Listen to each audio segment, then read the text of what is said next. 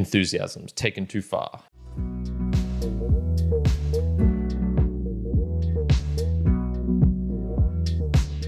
Welcome, Immortalites, to another round of the book reviews. My name is Kyrin, host of the Mere Mortals podcast, but also this one where I dive deeper into the books that I'm reading to give you the juicy information, to extract some themes you might not have realized, and to also talk about why love is a useless word in this book here, Far from the Madding Crowd by Thomas Hardy.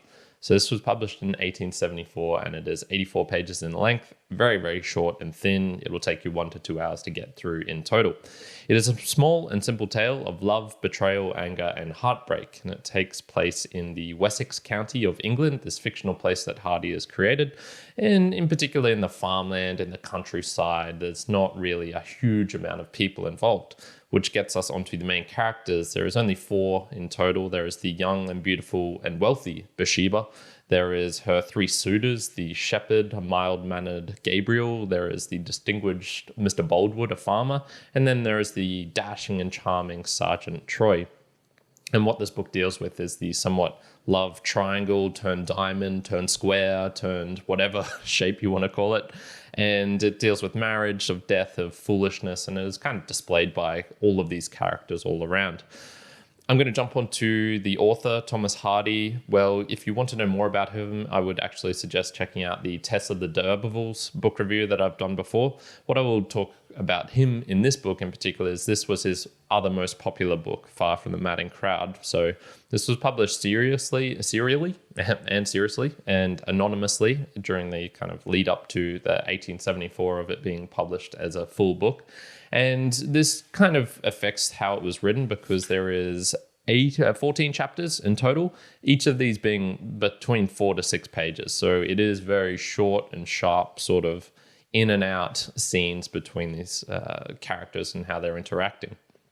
I'm going to jump onto the first theme, and I've labeled this Zeal, love for the impatient and indecisive. So what does that mean? Well, jumping onto the definition of zeal is great energy or enthusiasm for a person or a cause, and it's powerful interest is maybe what you would call it. And one of the things about this book is you'll probably hear that it's a love story. It's love and heartbreak and betrayal and anger and these sort of things. And I think these enthusiasms, while they are strong, they are perhaps love is too strong a word for it. And so how do they display it in this book? Well, we have Bathsheba, who is somewhat in love with the game, or has enthusiasm for being courted by people, and she loves rejecting them and then leading them on and then rejecting them again and whatnot.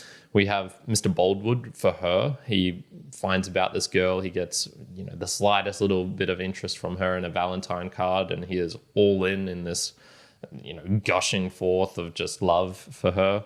We have Sergeant Troy, who's very much in love with the pleasure of drinking, of, carousing with women, with going to the races and gambling and things like this.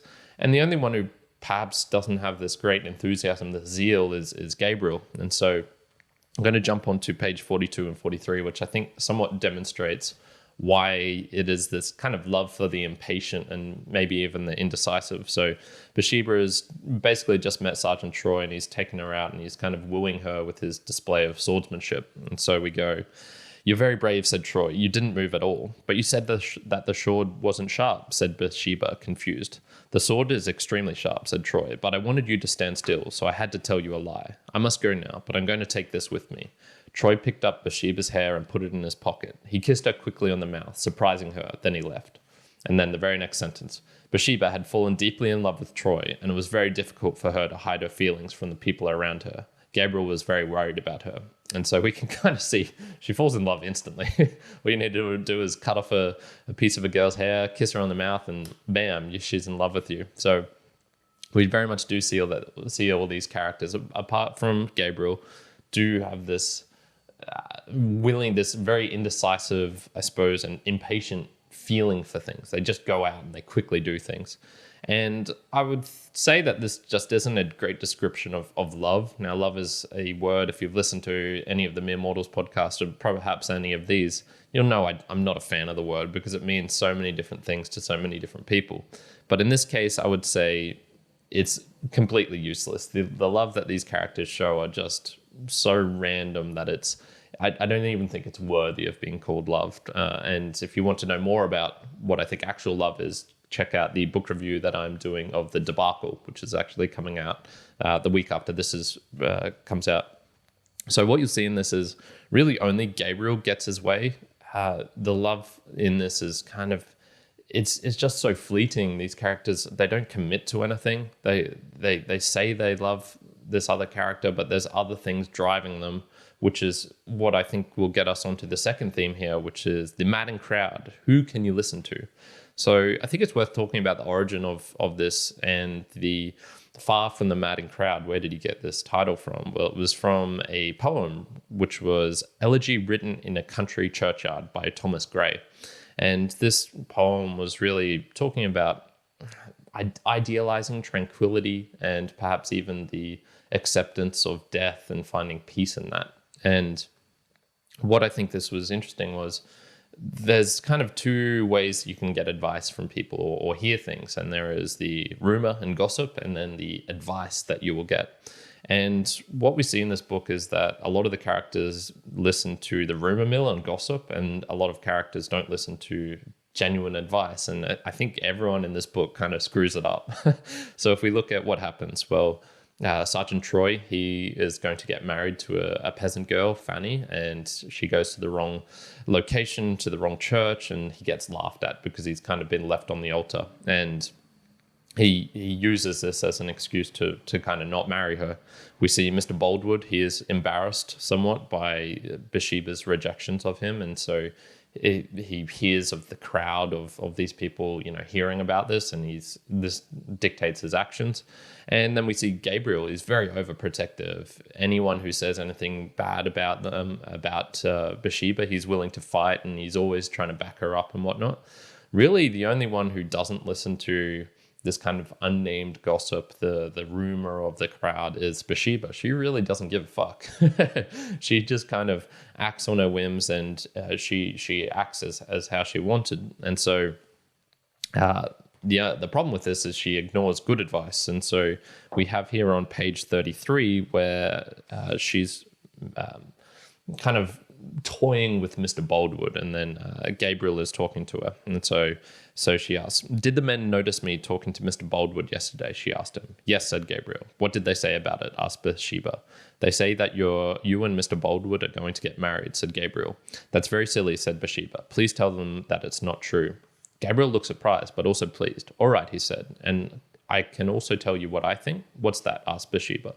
"You haven't acted well towards Mr. Boldwood," said Gabriel. "I don't care what you think," said Bathsheba. "I suppose you're saying that because I didn't want to marry you." "Not at all," said Gabriel. "I stopped thinking about that a long time ago. I don't think that you should play jokes on a man like Mr. Boldwood just for fun. And if you do like him, you should tell him, not send him a silly Valentine's card." "I won't allow anybody to speak to me like that," said Bathsheba angrily. "Please leave my farm at the end of the week." "All right," said Gabriel calmly, "but I'd like to go immediately." "Good," said Bathsheba. "I don't want to see your face anymore." "Fine," said Gabriel, walking away. So we see the two instances there where, one, Bathsheba asks about the crowd, but also just doesn't care about them. It's like, yeah, you know what? Tell them that it's not true. But then she gets a bit of good advice from Gabriel and then also ignores this. And so I think there's a couple of rules of thumbs that we can take from this about how to interact with the crowd advice and what we should and shouldn't listen to. So, or maybe can and cannot listen to. So I think a rule of thumb for personal matters, the frenzied, the madding crowd is best ignored. And so praise to Bathsheba in this book, because she is the only one who really does that. Everyone else, shame on Mr. Boldwood, on Sergeant Troy, and on Gabriel, because they all fall for this trap of listening to what this mob somewhat thinks or is saying, and they use that to dictate their actions, which I think is a foolish thing to do. And then on the other hand, so she does one thing right, but unfortunately Bathsheba doesn't listen to good advice from people on personal matters, this is where I think it is useful to listen to a lone individual who perhaps knows the nuances of the situation, who knows, oh, okay, maybe I sent that Valentine card in jest, but you shouldn't play around with someone's feelings if that's what you're going to do. If you like him, just tell him out and whatnot. And if not, reject him. Don't do this thing where you say, oh, maybe in a year's time I'll get with you, Mr. Boldwood. And this is where I think, okay, perhaps, don't listen to the crowd in this instance, but at least take on the advice that someone who is close to you and knows the personal matter you're dealing with, maybe in that case, listen to them.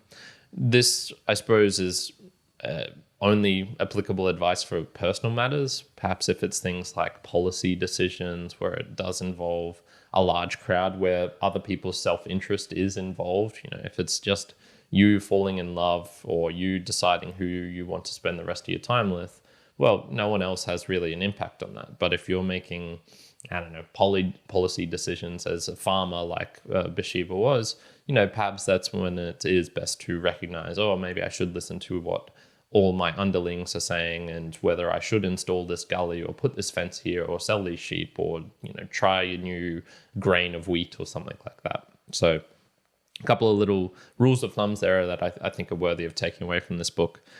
I'm going to jump now onto my observations and takeaways. What you'll notice in this book is it's very much an automaton style of talking. It's very reminiscent of The Alchemist by Paulo Coelho. So you see that these characters, when they're interacting with each other, there's no real depth to it. It's very stop and short and sharp, and almost it's almost like they're not real humans, because just I can't imagine conversations ever going like this. It's been really stripped down.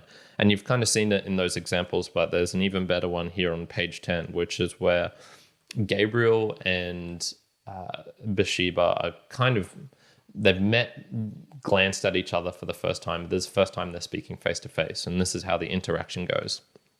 "I found a hat," he said. "It's mine," said the girl. "I lost it last night." "Was it at 1 o'clock this morning?" asked Gabriel. "Yes," said the girl in surprise. "How did you know?" "I was here," replied Gabriel. "Oh," said the girl, "you're Farmer Oak, aren't you?"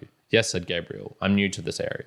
Suddenly he felt shy and looked down at the ground. When he looked up again, the girl had got on her horse and was riding away.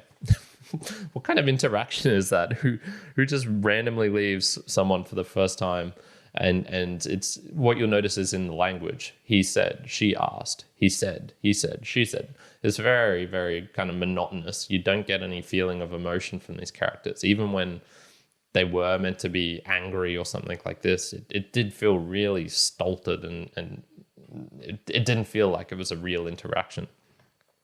The other observation I have, and this is why it'll influence a lot of the rating I give on this book, is I didn't like any of the characters. I dislike coquettes. That rules out Bathsheba. I dislike simps. That rules out Gabriel, because he, spoiler alert, marries her in the end. I dislike people who threaten violence really readily. That is both Gabriel and Mr. Boldwood. And I dislike liars and cheaters, and that is very much Sergeant Troy. So every main character in this has a flaw, which I quite detest. And so even with all this stolted language, which makes it hard for you to connect with them, there was this added layer for me, which was, why is she doing that? Oh, why is he doing that? Oh, why are they playing her games? Why are they doing all these things? Kind of made me a bit frustrated and angry, to be honest. So let's jump into the summary. It is a very bare bones book that probably, for me, strays too much into the simplicity aspect of style. I found it hard to connect with any character other than Gabriel, who I did somewhat associate with his mild manner, with his I suppose acceptance of things, of being peaceful and whatnot. But even then, right at the end, his last decision to marry her is just, no, what are you doing? It's not a great love story. I don't think love is a great word to use here, but I think it can spark some passion and zeal for people, and it's maybe a good example of enthusiasms taken too far. What could happen if you let your emotions take the better of you? And it's pretty negative for basically every character in the book, with a cliche ending at the very end. It's probably better suited for kids, to be honest. And whilst I thought the book was okay, I very much more enjoyed Tess the D'Urbervilles by the same author, Thomas Hardy. I felt that book was much more rich in depth and actually was a much better love story than you will see in this book here. So overall, I'm going to give Far From the Madding Crowd by Thomas Hardy a 5.5 out of 10. I would recommend going elsewhere unless you really enjoy this sort of stolted small books. And that is it for today's episode. Thank you so much for joining in, my mere mortalites. What are your thoughts on Thomas Hardy, on Far From the Madding Crowd, on love, zeal, enthusiasms? I would love to know all of these things. The best way is just to leave a comment here on the channel, to like, subscribe, do all those things if you want to. And I would recommend checking out the Mere Mortals podcast, because a lot of the aspects, the things that I take from these books, I talk about in conversations with my friend Juan, I talk about with guests, and I sometimes try and get on the authors who have written these books, although I can't do it in this case. He is long dead. So with all of that being said, I do hope you are having a fantastic day wherever you are in the world, in Wessex County, wherever your enthusiasms are taking you. Ciao for now. Kyrin out.